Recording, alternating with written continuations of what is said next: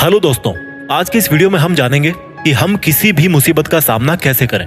देखिए, मुसीबतें हमारे जीवन का बहुत जरूरी हिस्सा होती हैं और जब भी आपकी लाइफ में कोई मुसीबत आती है और अगर आप किसी से भी सलाह मांगते हो तो आपको हर कोई यही बोलता है कि मुसीबतों का सामना करना सीखो। लेकिन ये तो केवल आपको खुद को पता होता है कि आपको उस वक्त कितना डर लग रहा होता है कि आगे क्या होगा। तो हम मुसीबत का सामना कैसे करें? अलग अलग तरह की मुसीबतें आती हैं हमारी लाइफ में।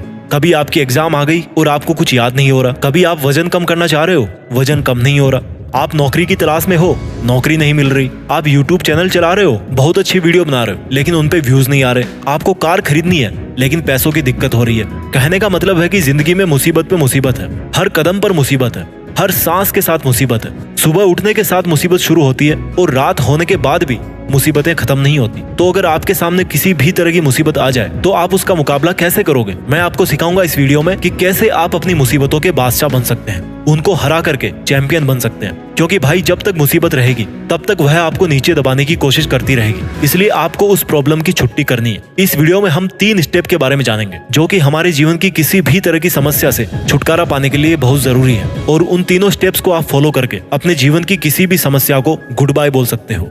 Step number 1, identify, पहचानिए।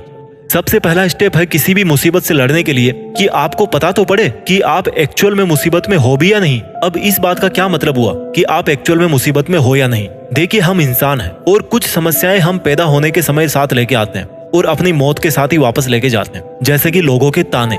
बचपन में हर कोई हमें डांटता रहता है, जवानी में हमारा कोई साथ नहीं देता। तो अगर आप इसको प्रॉब्लम कहोगे तो भाई आप हर सेकंड परेशान रहोगे। आपके पास में इग्नोर करने के अलावा और कोई ऑप्शन नहीं होता। इस तरह की प्रॉब्लम्स डिजर्व नहीं करती कि आप उनको प्रॉब्लम का नाम भी दो। तो इस तरह की चीजें जो दूसरों के एक्शंस की वजह से चेंज होती है, जो दूसरों के एक्शंस पे डिपेंड करती है, जिनके जिम्मेदार आप नहीं हो, उनके बारे में आपको फालतू टेंशन नहीं लेनी चाहिए। क्योंकि आपके टेंशन करने ना करने से, और अगर आप दुनिया को बोल बोल कर सुधारना चाहते हो, तब तो भाई आपका कल्याण हो गया।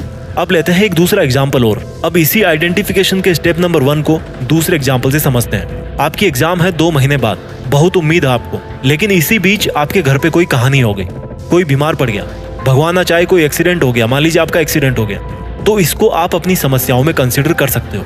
क्योंकि अब जो आप कदम उठाओगे, अब आप जिस तरह से अपनी एग्जाम की स्ट्रेटेजी अपनाओगे, उसके बेस पे आपका रिजल्ट बदलने वाला है। तो सबसे पहले आपको ये पहचानना होगा कि आप जिस वजह से परेशान हो रहे हो, क्या आप उसको कंट्रोल कर सकते हो? अगर कर सकते हो तो हम सेकंड स्टेप पे बढ़ेंगे। और वो समस्या अगर किसी और की वजह से है, कोई और उसको कंट्रोल कर रहा है, आपके टेंशन करने या नहीं करने से उस पर कोई असर नहीं पड़ रहा, तो भाई आप किसी गारंटी लोगे? अपने काम पे ध्यान दो, ये सोचकर कि ये प्रॉब्लम तो मेरे मरने पे ही खत्म होगी। अब मेरे हाथ में केवल इतना है कि मुझे काम करना है या नहीं करना है। और मैं गारंटी लेता हूँ कि इस आइडेंटिफिकेशन के पहले स्टेप में आपकी आधी से ज्यादा मुसीबतें वहीं पे खत्म हो जाएगी।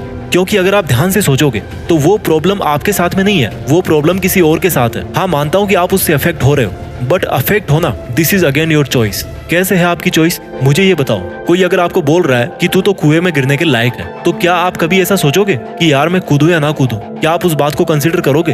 भाई क्यों कूदोगे यार आप कुएं में? ये आपकी चॉइस हुई कि नहीं हुई? तो ये जो दूसरे लोगों की जुबान की वजह से जो समस्याएं हो रही है ना, वो आपकी समस्या नहीं है, वो किसी और की समस्या है। इसलिए उनकी समस्या उनको मुबारक हो, आप केवल अपने काम पे ध्यान दो। ठीक है, तो पहले स्टेप में हमने डिटेल से सीखा कि कैसे प्रॉब्लम को आइडेंटिफाई करना है, किसको खुद की मुसीबत बोलना है और किसको दूसरों की मुसीबत बोलना है। अब बढ़ते हैं स्टेप नंबर 2 की तरफ। स्टेप नंबर 2, एक्सेप्टेंस, स्वीकारना। जब आपको पता लग गया कि अब अगर मैं कुछ नहीं करूंगा तो फिर फ्यूचर में मुझे कुछ या तो कम मिलेगा या फिर मेरा नुकसान हो सकता है, और इस नुकसान को मैं कोई स्टेप उठा करके या तो खत्म कर सकता हूँ या फिर कम कर सकता हूँ, और मेरा इंटरफियरेंस इस प्रॉब्लम में बहुत ज्यादा जरूरी है। तो अगर ऐसा है तो खुले दिल से दोनों हाथ फैला के उस मुसीबत को अपनी मुसीबत बना लीजिए, उस प्रॉब्लम को अपनी प्रॉब्लम स्वीकार कर लीजिए। और जब वो प्रॉब्लम आपसे गले मिले तो उसके कान में चुपके से बोलो कि तू तो अपनी प्रॉब्लम है यार, तुझे तो प्यार से देखेंगे। देखिए, ये जीवन जीने का तरीका है, ये जीवन जीने का अंदाज है।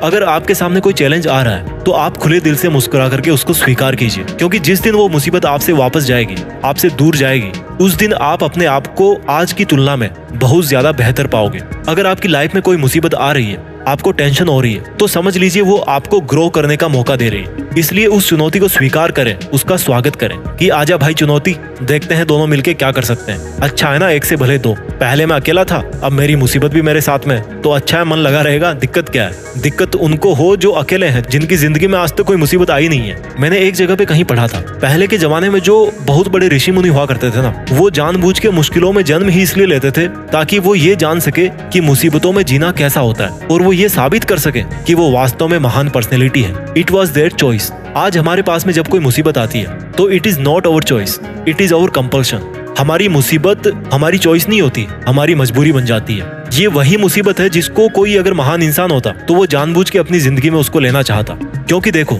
जब आप कोई मूवी देख रहे होते हो तो जिस मूवी में हीरो को अगर हीरोइन को पाने में दिक्कत ना हो तो उसके क्या क्लाइमैक्स में मजा आएगा आपको? बिल्कुल नहीं आएगा।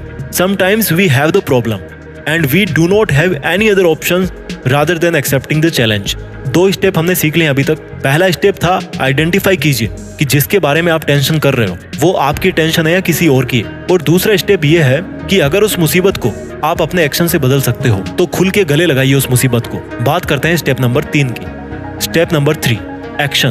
कुछ कीजिए। आपने प्रॉब्लम आइडेंटिफाई कर ली, उसको एक्सेप्ट भी कर लिया, अब टाइम है एक्शन का। आपको कैसे उस मुसीबत से गुजरना है, आपको कैसे उस मुसीबत से पीछा छुड़ाना है। देखिए दोस्तों, मुसीबतें या तो तोड़ जाती है या फिर जोड़ जाती है। अधिकतर आपकी जो मुसीबतें है ना, उसका एक एक्सपायरी टाइम होता है। एक्सपायरी टाइम का मतलब है जिस तरह से हम दवाइयां लेते हैं, मेडिकल की दवाइयां लेते हैं, तो हर दवा पे एक एक्सपायरी डेट आती है, उसके बाद में वो मेडिसिन किसी काम की नहीं बचती। तो इसी तरह से हर समस्या का भी एक एक्सपायरी टाइम होता है। बहुत सारी समस्याएं ऐसी होती है जो समय के साथ अपने आप खत्म हो जाती है। उनको खत्म होना ही पड़ता है क्योंकि आप ऑलरेडी उन पर काम कर रहे होते हो। इसलिए आपको आज जो काम कर रहे हो वो करते रहना चाहिए। जैसे मान लो आपके पास में पैसे नहीं है, आपके दोस्त आप पे रोब झाड़ते हैं कि देख तेरे पास तो कुछ भी नहीं है और मेरे पास ये 300 सीसी की बाइक है। और मान लो आप स्टूडेंट हो, तो आपके पास में क्या ऑप्शन है? आप लोन लेने की सोचोगे या जो आप काम कर रहे हो, जो पढ़ाई आप कर रहे हो, उसी को कंटिन्यू रखना चाहोगे? ऑब्वियस सी बात है यार। अगर आप चैलेंज को एक्सेप्ट करके अपनी पढ़ाई जारी रखोगे पूरी ईमानदारी और डेडिकेशन के साथ, तो एक दिन आपकी भी जॉब लगी जाएगी ना। उस बंदे के पास में तो उसके बाप के पैसों की बाइक थी, आपके पास तो अपने खुद के पैसों की कार होगी। तो आपने इस प्रॉब्लम को सॉल्व कैसे किया? आपने कुछ नहीं किया। आप जो अपना काम कर रहे थे वो काम करते रहे और प्रॉब्लम अपने आप समय आने पे एक्सपायर हो गई। अगर आप उस दिन से लेकर के आज तक इसी टेंशन में बैठे रहते कि मेरे पास में बाइक नहीं है, मेरे पिताजी गरीब है, तो हो सकता है आज भी आप वैसे ही बैठे रहते। अब इनके अलावा बहुत सारी समस्याएं ऐसी होती है जिनको आपको निपटाना जरूरी होता है, उनमें आपको इंटरफियर करना पड़ता है। उन मुसीबतों को आपके डिसीजन की डिमांड होती है, आपको कुछ एडिशनल एक्शन लेना पड़ता है। आपके पास में उस वक्त कुछ ऑप्शंस होते हैं जिनमें से कोई एक आपको चूज करना पड़ता है। जैसे मान लीजिए आप शादीशुदा है, आपकी शादी के 2 साल तक सब कुछ ठीक रहा, अब 2 साल होने के बाद में आप दोनों की थॉट्स में डिफरेंस आना शुरू हो गया, एक्सपेक्टेशंस चेंज होने लगी, डिमांड्स चेंज होने लगी, छोटी छोटी बात पे प्रॉब्लम हो रही है, लड़ाई हो रही है, तमाशा हो रहा है। तो क्या आप इस मुसीबत को ऐसे ही छोड़ दोगे? बिल्कुल नहीं छोड़ सकते, क्योंकि ये मुसीबत टाइम के साथ कम नहीं हो रही है, ये बढ़ते ही जा रही है। आज चिल्ला चिल्ला कर गुस्सा निकाल रहे हो, कल हाथ पैर चलाओगे। तो यहाँ पर सिचुएशन डिमांड कर रही है कि आपको कोई डिसीजन लेना ही पड़ेगा। और इस केस में आपके पास 2 डिसीजन है कि आपको साथ में रहना है या नहीं रहना है। अगर आपको साथ में रहना है तो ऐसी कौन सी चीज है जिन पर आप दोनों को काम करना पड़ेगा? अगर किसी एक को गुस्सा ज्यादा आ रहा है तो दूसरा कैसे रिस्पॉन्ड करे कि गुस्सा अपने आप शांत हो जाए, या किसी और वजह से दिक्कत हो रही है तो आपस में कम्युनिकेट कीजिए। देखिए, जब भी किसी रिलेशनशिप में प्रॉब्लम होती है तो आपस में बात करना बहुत जरूरी होता है। Communication is the first thing for negotiation. जब आपको किसी कंक्लूजन पे पहुंचना होता है तब आपको बातचीत करना बहुत जरूरी होता है। आपको बात करना ही पड़ेगा। और अगर आपको लग रहा है कि सब कुछ करके देख लिया फिर भी बात नहीं बन रही है, then you have the different choice. Decision लीजिए। जब मुसीबत हमारे पाले में होती है ना, देन इट्स आवर चॉइस कि हमें उस मुसीबत में रहना है या नहीं रहना है। अगर नहीं रहना तो स्टेप उठाइए, अगर रहना है then again it's your choice. तो प्रॉब्लम से निपटने का तीसरा स्टेप है एक्शन लीजिए। पहला स्टेप था आइडेंटिफाई कीजिए, दूसरा था एक्सेप्ट कीजिए और तीसरा स्टेप है एक्शन लीजिए। दोस्तों, इस वीडियो के लास्ट में मैं यही बोलना चाहूंगा कि जब भी हम मुसीबत में होते हैं तो हम में से अधिकतर लोग केवल ये शिकायत करते हैं कि उनके पास में क्या नहीं है। मेरा आपसे अनुरोध है कि जब भी आपकी लाइफ में कोई मुसीबत आए तो आप ये देखिए कि आपके पास में उस वक्त क्या है। बुरे वक्त में ये याद रखें कि आपके पास में कौन कौन सी अच्छी चीजें हैं, कौन आपका फ्रेंड है, कौन आपकी फैमिली में है, आपके पास में रिसोर्सेज क्या क्या हैं। Look out at all possibilities. I hope this video helped you. अगर आप भी शेयर करना चाहते हैं कोई ऐसा तरीका जिसने आपको अपनी समस्याओं में और ज्यादा स्ट्रॉन्ग बनाया है, या आप उसको यूज करके अपनी समस्याओं से बाहर निकले हो, तो इस वीडियो के कमेंट सेक्शन के जरिए उसको जरूर शेयर करना। आई होप आपको ये वीडियो अच्छा लगा होगा। अगर अच्छा लगा तो इस वीडियो को उस बंदे तक जरूर पहुंचाइए जो अभी किसी मुसीबत से गुजर रहा है। अपना ख्याल रखिए और आगे बढ़ते रहिए। जय हिंद, वंदे मातरम।